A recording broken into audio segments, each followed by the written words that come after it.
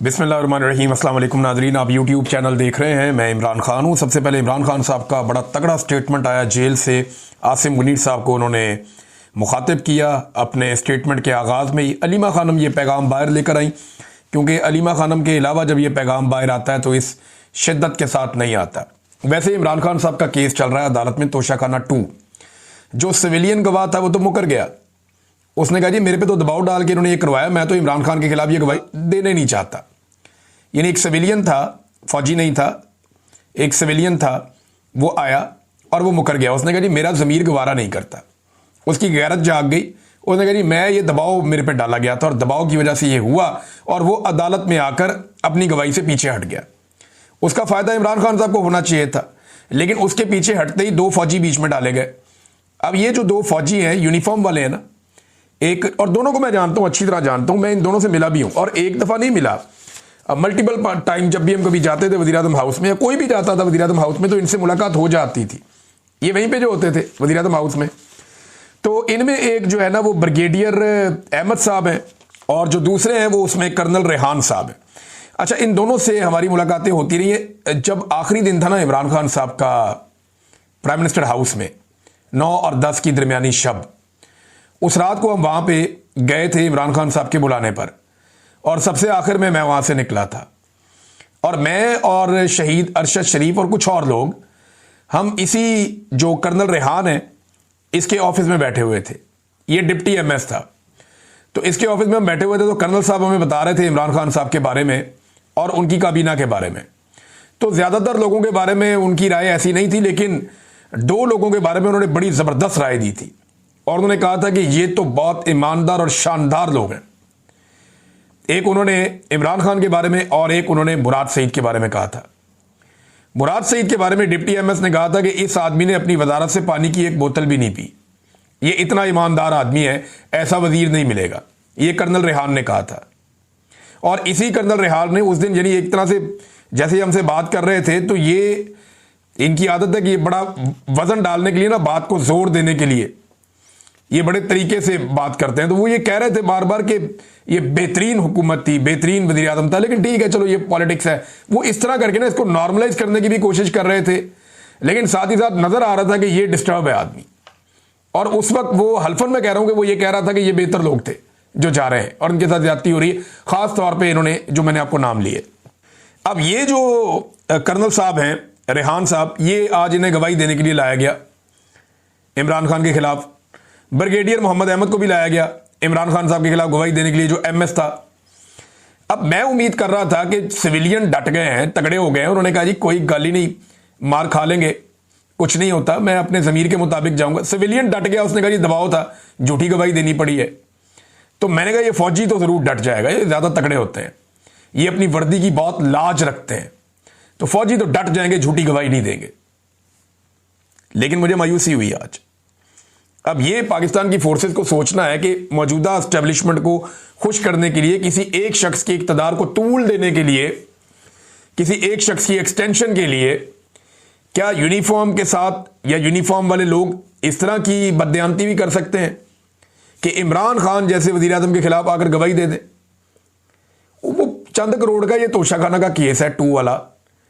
Imran Khan jail से किसी किताब पे दस्तखत करके, किसी कमीज पे दस्तखत करके बाहर भेज दे, तो उससे डबल ट्रिपल पैसों की तो वो बिक जाएगी बाहर, जितने का केस किया हुआ है इमरान खान के ऊपर। इन्हें शर्म भी नहीं आती। वहां पे एक आधे सवाल में जो है वो बहुत बुरी तरह फंस गए थे ब्रिगेडियर अहमद, वो मैं आपको बताऊंगा नेक्स्ट वीलॉग में। लेकिन जो कर्नल रेहान है वो काफी नर्वस थे, लेकिन जज साहब बड़े एक्साइटेड थे कि जनाब 2 फौजी आए हैं, बड़े एक्साइटेड थे। यानी माहौल जो अंदर से पता चला वो ये था कि ऐसा लगता था कि जज साहब सलूट ही ना मार दें इन दोनों को उठ के कहीं, या इन्हें कहीं सारा खोपी ना बिठा लें कि आप यहां बैठे, आप यहां बैठे। समझ नहीं आ रही थी उनको कि कैसे इनको प्रोटोकॉल दिया जाए, इस्तकबाल किया जाए। लेकिन इमरान खान की मौजूदगी में ये लोग नर्वस थे। देखिए वैसे भी आसान नहीं होता झूठी गवाही देना। आपने यूनिफॉर्म पहना हो तो आपको ख्याल रखना चाहिए। देखिए ये तो एस्टेब्लिशमेंट चली जाएगी, आज कोई आर्मी चीफ है, कल रिटायर हो जाएगा, फारिग हो जाएगा। डीजीआईसी जो आज है कल रिटायर हो जाएगा, फारिग हो जाएगा। बाजवा भी तो देखे ना, जमीन आसमान एक किया हुआ था, ये भी ताकत वो भी ताकत, उसके कपड़े उतार, उसको नंगा कर, उसको मार, इसको जेल में डाल, औरतों को घसीट। बाजवा ने सारा कुछ किया ना, फिर गया ना, देखो टके की औकात नहीं है अब। इसी तरह जो आपका नदीम अंजुम था, उसने क्या कुछ नहीं किया पाकिस्तान के अंदर, मैं उसके दौर में जबरी तौर पे मुझे आईएसआई ने लापता किया था, किधर गया वो? आए ना, सामना करे आप कहीं पे, दुनिया के किसी कोने में आ जाए, मैं चैलेंज करता हूं, आ जाए नदीम अंजुम, सामना करे मेरा, बात करके दिखाए, टके की औकात नहीं रही तो ये फारिग हो जाते होते हैं लोग। लेकिन इदारा जो है ना वो मौजूद रहता है, इदारे की क्रेडिबिलिटी के ऊपर उंगली नहीं उठनी चाहिए। डिक्टेटर तो अपनी हरकतें करते हैं, हमेशा करते हैं। ये जो 2 फौजी अफसरान ने किया, मुझे इसकी बड़ी तकलीफ हुई है। मेरे दिल में बड़ा एहतराम है इस यूनिफॉर्म का कि ये यूनिफॉर्म कुर्बानी देती है, इसके ऊपर खून गिरता है, ये गोलियां खाते हैं, बम धमाकों में लड़ते हैं, बॉर्डर पे लड़ते हैं, वतन की हिफाजत करते हैं। लेकिन झूठी गवाही बड़ी नामुनासिब बात है, कोई दुनिया में तस्लीम नहीं करेगा। और बिल आखिर जो है वो जब कोई भी काम नहीं आया तो यूनिफॉर्म वाले बंदों को लाकर सामने खड़ा कर दिया। ये ज्यादती इदारे के साथ की गई है और इदारा ये दाग नहीं धो पाएगा कि पाकिस्तान की तारीख के सबसे मकबूल वजीर आजम के खिलाफ 2 फौजियों को जो यूनिफॉर्म थे उन दोनों को पेश किया गया अदालत में कि इसके खिलाफ गवाही दो। अंदाजा करें आप, यानी आजम खान इनके काबू नहीं आया, सिविलियन इनके काबू नहीं आए, तो अब इनको ये करना पड़ा। ये नादरीन सूरत हाल है। इमरान खान साहब ने जो पैगाम भेजा उसमें आसिम मुनीर साहब के नाम सबसे पहला पैगाम था। अलीमा खानम लेकर आई है। इमरान खान ने आसिम मुनीर को बराह रास्त पैगाम भेजा। ये मैं इमरान खान का पैगाम आप तक पहुंचा रही हूं, जो इमरान खान ने कहा है कि आपने जो हमारी जेल में हमारे साथ जुल्म हो रहा है, जो मेरे साथ और बुशरा बीबी के साथ जेल में हो रहा है, ये मेंटल टॉर्चर है। आप ये इसलिए कर रहे हैं, ये आसिम मुनीर को इमरान खान कह रहे हैं, आप ये इसलिए कर रहे हैं ताकि मैं टूट जाऊं। हमारी मुलाकातें सारी बंद हैं, फैमिली के साथ मुलाकातें बंद हैं। इस वक्त इनको किताबें नहीं दी जाती, बच्चों से बात नहीं करने दी जाती। उन्होंने कहा कि अगर आपका ये ख्याल है कि मैं या बुशरा बीबी टूट जाएंगे, हमने ला इलाहा इल्लल्लाह मुहम्मद रसूलुल्लाह सल्लल्लाहु अलैहि वसल्लम कलमा पढ़ा हुआ है और हमने ये अहद किया हुआ है कि यजीदियत और फिरौनियत के आगे सर नहीं झुकाएंगे, क्योंकि ये शिरक है। इसलिए इस चीज़ को जब तक हम जिंदा हैं, हम कभी भी अपना सर यजीदियत और फिरौनियत के आगे नहीं झुकाएंगे। अच्छा, इमरान खान साहब जब कलमे की बात करते हैं, यजीदियत और फिरौनियत की बात करते हैं, तो साथ ही मुफ्ती मुनीब साहब को लॉन्च कर दिया जाता है। मुफ्ती मुनीब साहब ने एक जिंदगी गुजारी है, एक आलिम दीन थे, उनकी बड़ी इज्जत है पाकिस्तान में, लेकिन इद्दत जैसे घटिया केस के ऊपर इनकी जबान नहीं खुली। ये चुप करके बैठे रहे केस वट के, इन्होंने बात ही नहीं की। दीगर इतनी इतनी ज्यादतियों ही खवातीन को सड़कों पे घसीटा गया, जलील किया गया, ये नहीं बोले। यास्मीन राशिद 70 साल से जायद उम्र की खातून, जेल में उन्होंने डाला हुआ है, जुल्म और बर्बरियत हो रही है, नहीं बोले। साबिक खातून अव्वल के साथ जेल में क्या हो रहा है, नहीं बोले। वजू के लिए गंदा पानी दिया जा रहा है, नहीं बोले। औरतों को सड़कों पे घसीटा, बच्चों के साथ जुल्म किया गया, नहीं बोले। चादर और चार दीवारी का तकद्दुस बार बार पामाल किया गया, नहीं बोले। लेकिन बोलते कब हैं, जब ऑर्डर आ जाता है। तो सरकारी मौलवी जो है ना और दरबारी मौलवी जो है, ये तो अल्लाह रब्बुल इज़्ज़त पूछेंगे कि तुमने क्या किया। ये तो मुफ्ती साहब आपको अल्लाह के आगे जवाब देना पड़ेगा जाके। सारी जिंदगी आपने गुजार दी, हम आपकी इज्जत करते थे, लेकिन एंड ऑफ द डे, वैसे ये बड़ी जबरदस्त कहावत भी है एक और कॉल भी है कि आखिर में जाके सारे एक्सपोज हो ही जाते हैं। तो आप एक्सपोज हो गए, पता चल गया कि आप कहां से ओहदे लेते थे और कहां आपके ताने बाने जुड़े हुए थे। आज आप उनके हुक्म के ऊपर इमरान खान पे तनकीद करते हैं, निश्तर पे बरसाते हैं और मजहब को बतौर हथियार इस्तेमाल करते हैं। तो इमरान खान तो झुकने वाला नहीं है, लेकिन आप बहुत बुरी तरह एक्सपोज हो गए मुफ्ती साहब। आप जुल्म और जबर के खिलाफ नहीं बोले, बल्कि जालिम के साथ खड़े होकर मजलूम के खिलाफ आपने आवाज उठाई। देखिए अब आपके साथ कुदरत करती क्या है। नंबर 2, इमरान खान साहब और क्या कह रहे हैं। दूसरा पॉइंट याया खान के ऊपर है कि फौज ने याया खान को इलेक्ट नहीं किया था, उन्होंने फौज का कंधा इस्तेमाल करके अपनी पोजीशन इस्तेमाल की। उन्होंने ये सोचा कि मैं अपना 10 साल इक़्तिदार लंबा कर लूंगा, लेकिन वो इलेक्ट होकर नहीं आए थे। इसके बाद क्या हुआ, उन्होंने जुल्म का निज़ाम शुरू किया, और जब आप जुल्म करते हैं उसके नताइज देख लें कि पाकिस्तान टूट गया। आसिम मुनीर साहब, आपको मैं ये कहना चाहता हूं, अब ये दोनों के अंदर इमरान खान साहब मुमासलत बता रहे हैं। आसिम मुनीर साहब, आपको मैं ये कहना चाहता हूं कि इस वक्त फौज ने आपको इलेक्ट नहीं किया है। आप ये सोच रहे हैं कि आप फौज के कंधे के ऊपर आप यहां 10 साल बैठेंगे। पाकिस्तान के अंदर इस वक्त जो हालात जा रहे हैं, आप इस पर पहले फोकस करें कि आपने इस इक़्तिदार को लंबा करने के लिए क्या क्या कुछ नहीं किया। पहले आपने 9 मई किया, जो फॉल्स फ्लैग ऑपरेशन था, ताकि आप इस बहाने पीटीआई को मुकम्मल तौर पर क्रश कर दें। जब इलेक्शन हुए, पीटीआई ने इलेक्शन स्वीप किया, अगले दिन आपने यही इलेक्शन पीटीआई का चोरी करके आपने दूसरे सजाशुदा लोगों को वो इलेक्शन दे दिया। आपने जजेस को कंट्रोल करना चाहा, इसके लिए आप 26वीं आईनी तरमीम लेकर आए। इस तरमीम से आपने जजेस को एक सरकारी इदारा बना दिया, इनको कंट्रोल में ले आए। नंबर 3, एक और बात की कि आपने मीडिया को मुकम्मल तौर पे कंट्रोल कर दिया। और बड़े साल लगे थे कि हमारे मीडिया कुछ हद तक आज़ाद हुआ था। बड़े सालों बाद जमहूरियत तरक्की कर रही थी, बड़े साल लगे कि अदलिया भी अपने आप को बेहतर कर रही थी। आपने इन तीनों चीज़ों को, यानी रूल ऑफ लॉ, जमहूरियत, इंसानों के साथ रवैया, जुल्म की जो दास्तानें जो खुली हुई हैं जब से 9 मई हुआ वो सबके सामने है, ये सारे तबाह हो गए। नंबर 4, इमरान खान साहब ने कहा कि सबसे बड़ी चीज़ इस वक्त पाकिस्तान में सबसे कम इन्वेस्टमेंट आई है। पाकिस्तानी तारीख में इन्वेस्टमेंट इन्हीं वजूहात की वजह से कम हो गई है।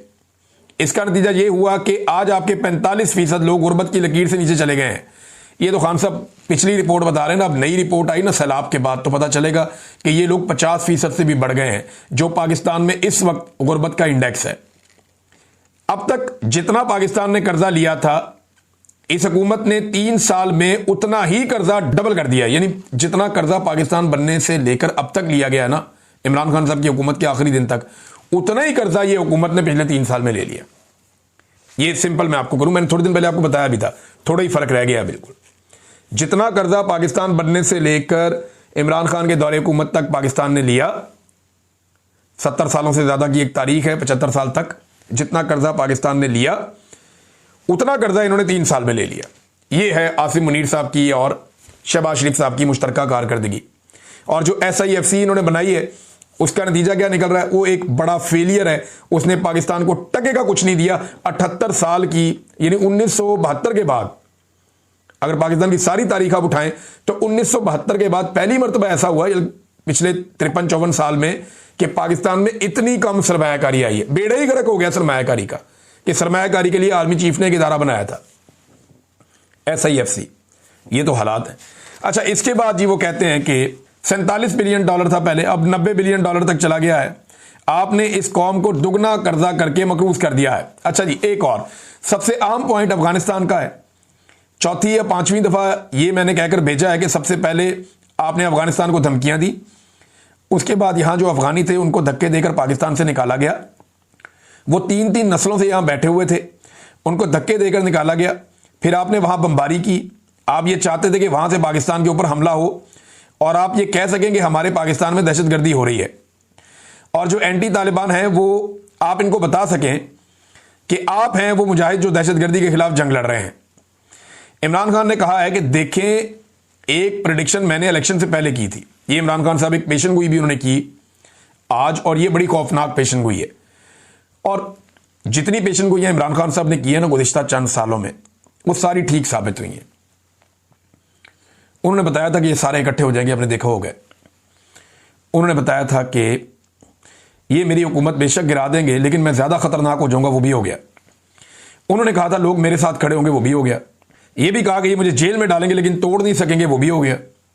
उन्होंने कहा कि मैं जेल से बैठकर इलेक्शन जीत जाऊंगा, वो भी हो गया। अब इमरान खान साहब ने बहुत सारी और बातें की हैं जो ठीक साबित हुई हैं। अब वो ये कह रहे हैं इमरान खान साहब कि एक प्रेडिक्शन मैंने इलेक्शन से पहले की थी, जब सबका ख्याल था कि पार्टी क्रश हो गई है, लोगों को धमकियां मिल रही थी, लोगों को उठाया जा रहा था, तब मैंने कहा था कि PTI क्लीन स्वीप करेगी। आपको पता है वो बात सही साबित हुई। अब मैं अगली पेशन गोई करने जा रहा हूं और आपको ये बता देना चाहता हूं, अब वो वक्त बहुत जल्दी से आ गया है और आ रहा है, जिस वक्त पाकिस्तान में इन सारी वजूहात की वजह से, इस जुल्म के निज़ाम की वजह से, मईशत की तबाही की वजह से और नाइंसाफ़ी की वजह से हालात तेज़ी से उस तरफ जा रहे हैं जहां ये पाकिस्तान में वही हाल होगा जो श्रीलंका, बांग्लादेश और नेपाल में हुआ। पाकिस्तान के हालात बड़ी तेज़ी से उस तरफ जा रहे हैं। आखिरी पैगाम इमरान खान साहब ने अपनी पार्टी की आदत को दिया कि PTI ने सारे लीगल रास्ते अपनाए, हमने कभी इंतशार नहीं किया, हमने कानून का रास्ता इख्तियार किया है। हमारी PTI ने कोशिश की कि अच्छी तरह आसिम मुनीर के साथ चलें, हुकूमत के साथ और एस्टेब्लिशमेंट के साथ चलें, लेकिन अब वो टाइम नहीं रहा। हमारे ये करने के बावजूद जुल्म और फसाइयत बढ़ती गई, एक एक करके सीटें छीनते गए। अब ये आपको रोज़ 10-10 साल की सजाएं दे रहे हैं। थोड़ी सी बात होती है आपको नायल कर देते हैं, आप असेंबलियों में बात करते हैं आपको नायल कर दिया जाता है। आप समझ लें अब वक्त आ गया है कि आप असली अपोजिशन का किरदार अदा करें। ये आपके वोटरों की भी डिमांड होगी। ये बहुत ज़रूरी है कि आप सही अपोजिशन करें। आप जितना डरेंगे ये उतना आपको क्रश करेंगे। आप लोगों को ये मज़ीद क्रश करते जा रहे हैं। जिसने अपोजिशन सही नहीं की, इस वक्त आप अपनी सियासी कब्रें खोद रहे हैं कि ये जो 27 का पेशावर का जलसा होने जा रहा है, इसके बारे में मैं कहना चाहता हूं कि पूरा पाकिस्तान भरपूर तरीके से, मैं लोगों को डायरेक्ट कर रहा हूं और अपनी कौम को कह रहा हूं कि वो इस जलसे में पूरा पाकिस्तान हिस्सा ले, पूरी पार्टी मुत्तहद हो और अब फोकस करें 27 तारीख को होने वाले जलसे पर। ये नाज़रीन इमरान खान साहब का पैगाम सीधा सीधा मैंने आपके सामने रख दिया। अब नाज़रीन, अदालतों में रोला पड़ा हुआ है बहुत, जो जस्टिस जहांगीरी के साथ किया गया इस्लामाबाद हाई कोर्ट में, चीफ जस्टिस डोगर ने जो किया, वकला बहुत सख्त नाराज हैं, वो एहतजाज कर रहे हैं, बाइकआउट कर रहे हैं। वहां बड़ी सख्त तकारीर हुई, बहुत सारे वकील रहनुमा बोले, नौजवान वकला में बहुत ज्यादा गुस्सा है। अब मारूम बलोच की तरह इमाम मज़ारी को भी जेल में डालने की धमकियां दी जा रही हैं और बाकायदा सोशल मीडिया पे धमकियां दिलवाई जा रही हैं। तो इमाम मज़ारी ने कहा जी रियासत जो कुछ भी इस वक्त हो रहा है उसके ऊपर उन्होंने अपनी आवाज उठाई और अस्करी अदालतों के बाइकआउट के ऊपर उन्होंने जोर दिया। उन्होंने कहा जी ताले लगाने पड़ेंगे, सड़कों पे आना पड़ेगा, अब कोई रास्ता बचा नहीं है, ये कुछ थानेदार या बदमाश है कि मैं पकड़ लूंगा। ये उन्होंने बात उठाई दोबारा। Chief marshal administrator justice Dogar, ये जनाब उनका जो करेक्टर है उसको ऐसे पोर्ट्रे किया। ईमान मज़ारी साहबा ने बहुत दलेर खातून है और हक के लिए खड़ी है, जैसे मारंग बलोच खड़ी है। तो जिस तरह मारंग बलोच को धमकियां दी जाती हैं वैसे ही अब या उन्हें गिरफ्तार किया गया, वैसे ही अब ईमान मज़ारी को भी गिरफ्तारी की धमकियां दी जा रही है। लेकिन एक बात याद रखिएगा, रियासत जो गिरे इस वक्त अपने हाथों से लगा रही है ना, ये दांतों से भी नहीं खुलनी बाद में। जो ये हरकतें कर रही है, ये दाग इनके ऊपर लगे रहेंगे, ये साफ नहीं होंगे जब तक कि ये जो मुजरिम है इस वक्त एस्टेब्लिशमेंट में, ये सारे कटहरे में नहीं आते, तब तक ये दाग नहीं धुलने वाले। अच्छा नाज़रीन, एक और खबर है, तिजारती खसारा पाकिस्तान का बढ़ गया है और खबर यह है कि ये जो अगस्त का महीना अभी गुजरा है, इस महीने में $2 अरब से जायद का पाकिस्तान को बरामदात में, यानी पाकिस्तान की जो बरामदात है उसमें कमी हो गई है ना, 10% मजीद कमी हो गई। तो हमारा जो तजारती खसारा है वो $2 अरब से जायद हो गया अगस्त के महीने में। तो SIFC किधर है? सफ़ेद हाथी है, कोई टके का काम नहीं किया। ना पाकिस्तान में सरमायाकारी आ रही है, ना हमारी एक्सपोर्ट्स के अंदर इजाफा हो रहा है, ना हमारी सयाहत बेहतर हो रही है, ना हमारा अमन व अमान बेहतर हो रहा है। हम सिर्फ अपने घर का सामान बेच रहे हैं, हम सिर्फ अपनी मादनियात बेच रहे हैं, हम अपने घर में पड़ी हुई कीमती चीज़ें, अपने जेवरात जो है वो उठाकर बेच रहे हैं कि किसी तरह अगले वक्त का खाना हम खा लें। ये हमारी एस्टेब्लिशमेंट और हुकूमत हमारे साथ कर रही है। कोई डेवलपमेंट पाकिस्तान में नहीं हो रही। ये स्टेट में मैं आपको बता रहा हूं कि कोई किसी किस्म की डेवलपमेंट नहीं हो रही। और जिन तोहफों को लाकर मुसल्लत किया है उनकी बातें आप सुने तो बंदा कानों को हाथ लगाता है। सैलाब मुतासरीन के नाम के ऊपर जो घटिया सियासत इस वक्त पंजाब की हुकूमत ने की है, तारीख में इसकी कोई एग्जाम्पल नहीं मिलती। अगर आप वहां जाएं, क्योंकि हमारी बहुत सारी टीमें वहां काम कर रही हैं, कायदे आजम खैमा बस्तियां हमने लगाई हुई हैं, 5वीं बस्ती आज कायम हो गई है और एक एक बस्ती में 250-300 तक भी खैमे हैं। एक जो है वो बहुत बड़ी बस्ती भी लगाई है, वहां पे हमारे नौजवानों ने, मेडिकल कैंप्स लग रहे हैं, वहां काम चल रहा है। आज अद्वियात की खेप जा रही है, साथ जो कश्तियां हैं वो भी चल रही हैं, पानी के अंदर रेस्क्यू का काम भी नौजवान कर रहे हैं। तो सवाल ये है कि बजाय इसके कि ये लोग काम करते हैं, इनके पास तो बहुत वसाइल थे, ये सियासत कर रहे हैं, हर जगह जाते हैं, लोगों को तकलीफ देते हैं। अब मरियम नवाज का स्टेटमेंट आप देखें, उन्होंने इमरान खान पर इल्जाम लगा दिया कि जनाब इनका वज़ीर आज़म क्या करता था कि जब सैलाब आ गया तो फिजाई दौरा किया, हेलीकॉप्टर में बैठा, फिजाई दौरा किया और ऐनक लगाकर कहता है ओ हो ये तो बहुत बड़ा सैलाब आ गया। और बेवकूफ़ो और टिकटॉकर्स, खुदा का नाम लो, इमरान खान के दौर में सैलाब आए ही नहीं। इमरान खान 2018 में पाकिस्तान का वज़ीर आज़म बना और अप्रैल 2022 में इमरान खान साहब फारिग हो गए। इस बीच में सैलाब ही नहीं आया। सिर्फ एक कुदरती आफत आई थी जिसे कोरोना कहते हैं, और पूरी दुनिया ने तस्लीम किया कि इस आदमी ने कोरोना का जो मुकाबला किया वो दुनिया में कोई नहीं कर सका। शानदार मुकाबला किया, जबरदस्त हिकमत अमली इमरान खान ने बनाई। एक आफत आई जिसका उसने मुकाबला किया और वो आफत भी ये सैलाब से बहुत बड़ी थी, बड़ी खौफनाक थी। उसने मुकाबला किया और जीत के दिखाया। उसके दौर में तो सैलाब आया ही नहीं, तो उसने कहां पे सैलाबी दौरा कर दिया, हवा में जाके ऊपर फजाई दौरा कर दिया और काली ऐनक लगा के वो होगा। इनके आसाब पे इमरान खान सवार है, बाप के आसाब पे, बेटी के आसाब पे, चचा के आसाब, इनकी नस्लों के आसाब के ऊपर इमरान खान सवार है, उससे बाहर निकल ही नहीं सकते। और हाँ, एक और चीज वो मैं आपको अगले वीलॉग में बताऊंगा। ये लंदन में गेम डालने की तैयारी कर रहे हैं और आजकल बड़े इन्विटेशन भेजे जा रहे हैं। ये सारा कुछ आपको नेक्स्ट वीलॉग में बताता हूं कि इनके साथ होना क्या और ये कर क्या रहे हैं। अब तक के लिए इतने, अपना ख्याल रखिएगा, अपने चैनल का भी। अल्लाह हाफिज।